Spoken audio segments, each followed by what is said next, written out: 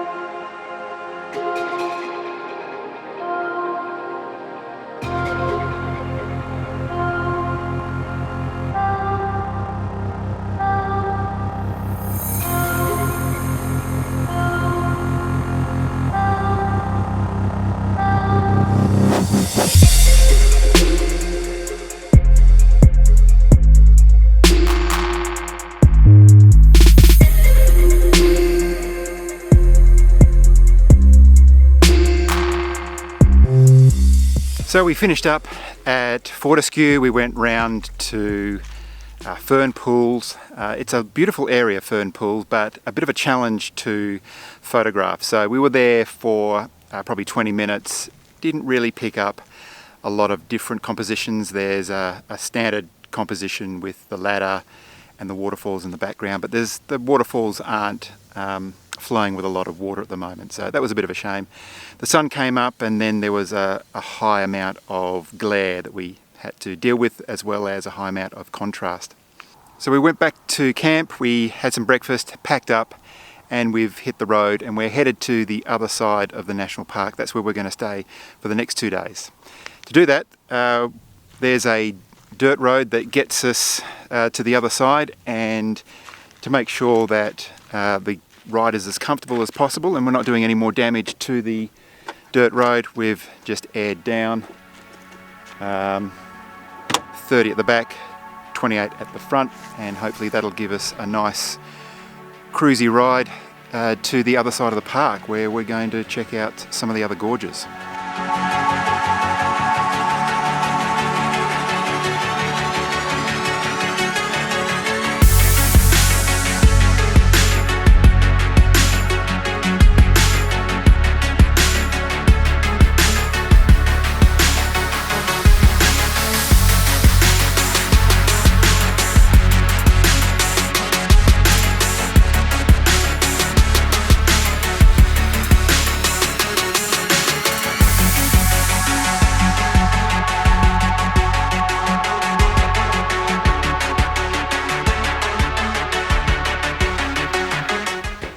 Thanks guys. No worries, just take it easy further on. It's pretty slippery down here. You need 3 points of contact to get through. Yeah.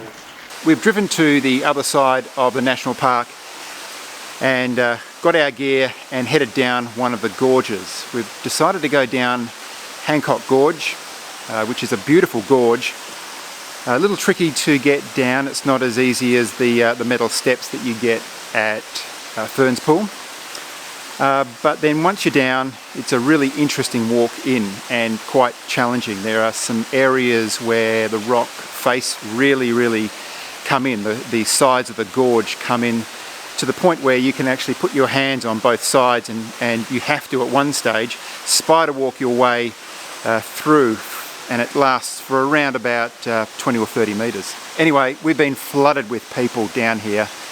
We've probably seen at least 30 to 40 people, kids, couples.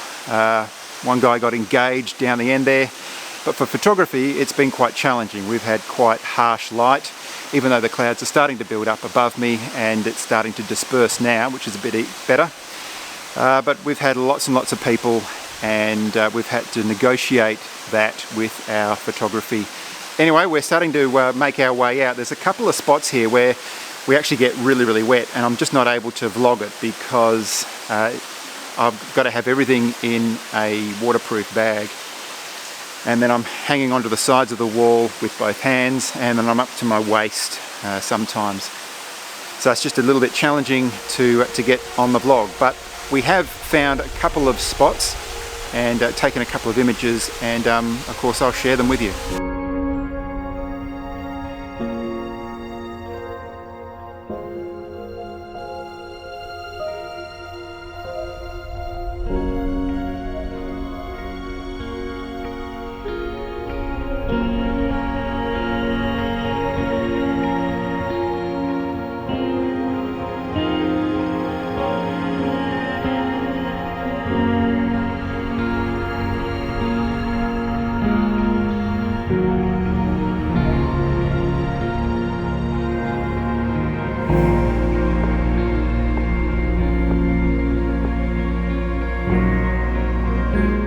I have another image of the Karijini Gorges that I want to share with you. But before I do that, I wanted to quickly mention that I'll be returning to Karijini next year to run a photography workshop.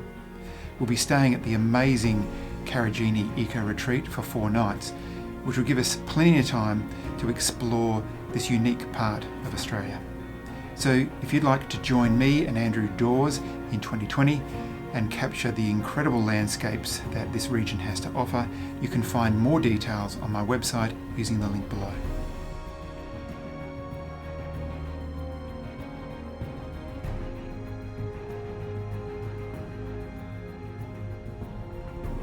Thanks to Squarespace for sponsoring this video. If you don't know who Squarespace are, they provide an easy to use platform for building your website. It doesn't matter whether you want to start a blog, create an online portfolio for your images, or just a place to share your photography projects. Squarespace have a heap of features that you can easily add to your website, along with a huge range of templates that you can choose from to help you get the look and feel you're after. Backed by 24/7 award-winning customer service. I've been using Squarespace for years and I can genuinely recommend them. You can start your free trial at squarespace.com, and if you do check them out and you want to go ahead with your website, go to squarespace.com/Andrew Marr or use the discount code Andrew Marr to get 10% off your first purchase. Well, we've walked back along the gorge and we've made it all the way to the top here. And just before I signed off, I just wanted to just share this last image with you, and also the amount of flies that are around. So hopefully you can pick them up around my face here, where it is absolutely extraordinary. Anyway, I just wanted to share this last image with you. It's quite an interesting one. We're almost to the top. We're probably about 10 or 20 meters short of the top of the gorge there. So I'm on a set of steps and I've set up the camera with the 70-200, and I'm zooming in on a part of the gorge that you can't actually get to. Access is closed. It's just far too difficult. But I've got the camera kind of set up so that it is shooting through the layers of the gorge. The gorge kind of zigzags, and I've got that kind of zigzagging or layering of the walls as they come in on each other. So it's quite an interesting shot. I've got some framing.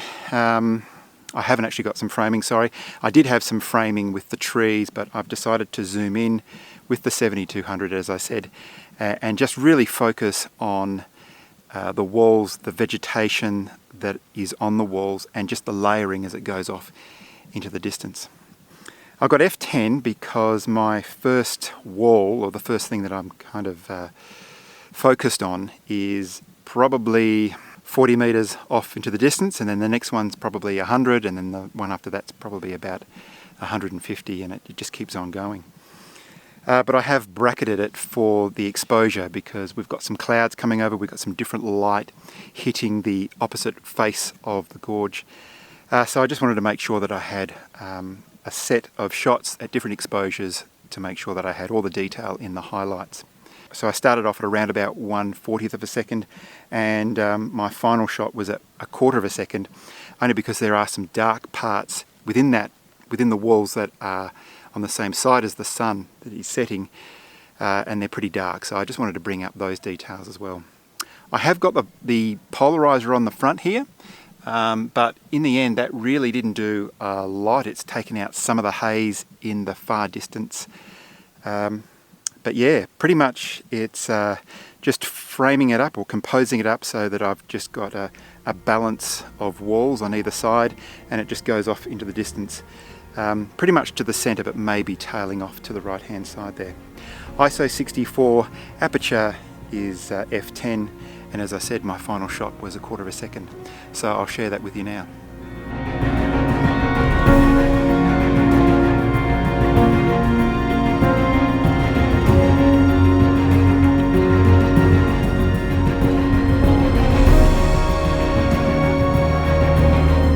Rightio, so that's it guys. I hope you enjoyed the video. If you did, or you liked any of the images that I captured, please like the video and share it with your friends. Subscribe if you haven't already. But until next time, thanks very much for watching.